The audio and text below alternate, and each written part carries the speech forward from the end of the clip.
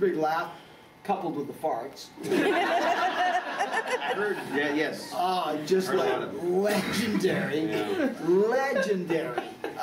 Jason started practicing. And well, like, Judge just raised the bar, and then well, Judge's eating habits are bizarre too. Oh yeah, I know. The guy like loses 100 pounds in like 4 hours with some kind of diet thing. He has to catch me. I said, we're at Comic-Con, and he said, so how you doing? I was like, I'm good. I said, God, I've been on holiday. I'm like, I put on a lot of weight. He's like, don't worry about that. I got some pills.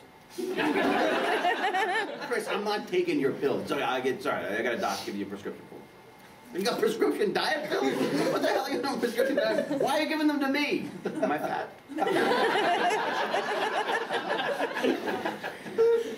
And his wife, my God. Yeah. Gorgeous. Yeah. I went to give her a hug, but I was scared of hitting something. How you doing? Yeah. The two of them together are like just ridiculously good looking. You know, like if you're going to launch an ark, those would be the two people that you would launch in outer space to repopulate the planet. They would get my vote. I would stay behind and see that things working properly. You know, they're our last hope. Chris, think of me. And if you're ever on a convention, like he's not even here. We're talking about him. I know.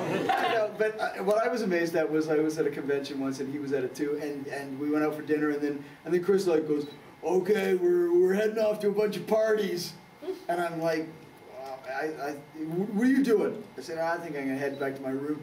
What are you talking about, man? Come on! And it's like, you gotta kind of get on board the Chris train. You either have to bail very quickly without any, you cannot even hesitate. No, if you go, you're there. You know, as the train's leaving the station, you still got that chance to just get back on the platform just before it becomes the runaway train. Yeah. And suddenly you're 4 o'clock in the morning and you're still trying to, a week later. And Chris is still, 4 o'clock in the morning, a week later. Yeah. Chris is still drinking, and you're like, I don't know, you've had blood transfusions and whatever, and you have nothing left in your bank account. Unbelievable, yeah, I can't. Just huge. And he's got a watch. Like, I actually said to him over there, I go, let me see that watch. And it's like a Breitling watch, but it's like that big. It's like a saucer. It's like that huge. And it's just diamonds. It's like, you should see it. It's silver and diamonds. And it is literally massive. Like this. Plus, he drove a Hummer. Oh, yes, that's right. A black Hummer. I asked him if it ran on biodiesel. I got laughed. Oh, is that biodiesel? What? What are you talking about, Hewlett? What's up with your wife? I don't think he actually ever said that, but I just think it's funny. Yeah. Jane likes. Oh, question over here. Right there. Ma'am. Question about dog's breakfast. Very well. I like this. I'm sensing a theme. Gary, you want to get this one? No. The second time I saw it, and I caught something that I didn't see the first time. Was it a mistake? Because if it is, I don't want to know. There was a guy in white running across the yard. Is that supposed to be Paul's character? Paul's character? No.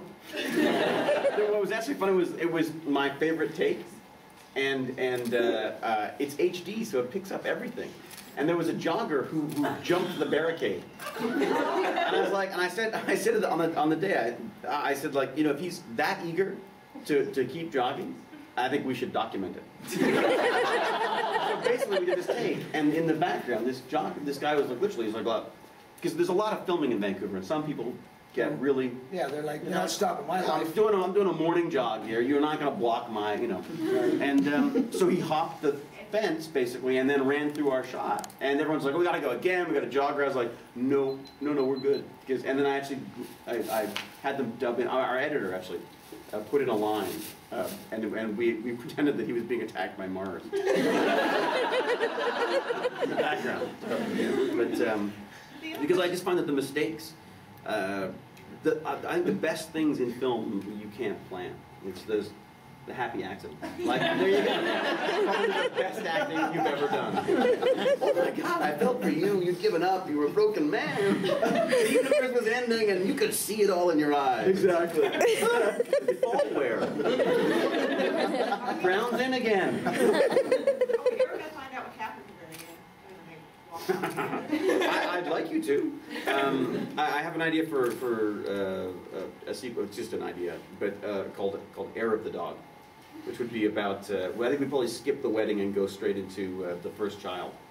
And I had images of Patrick trying to babysit their young child. Maybe on set of whatever it is that he's shooting. I think at that point he's probably shooting like giant snake movies in Bulgaria. So, you know, that was a rough out idea of what we thought we could do with it, but hopefully yes. Oh my God! Now everyone's got a question. Yes. What do you think of the character of McKay from an actor's perspective? It's like a dream. I mean, they're just, you know, he's. You get to be the guy who says exactly what he thinks at parties. You know, You're whether Kramer. Basically, yeah. You know, without the racial slurs, I'm hoping. But basically it's one of those like, hopefully not once in a lifetime roles, because I could do with a few more of them. But it just one you can really get your teeth into, especially on a show on a science fiction show, especially. You do a lot of exposition, and if it has to be done straight, it is just murder.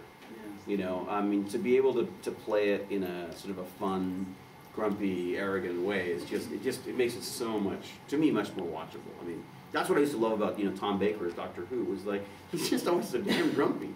Whatever planet he got to, it was always like, oh, bloody rain again, you know, whatever. But and yeah, he's a fantastic guy. I mean, I think I've taken on a few too many McKayisms myself since starting to play him. So you know, Jane gives me 15 minutes when I get home to lose him or lose her.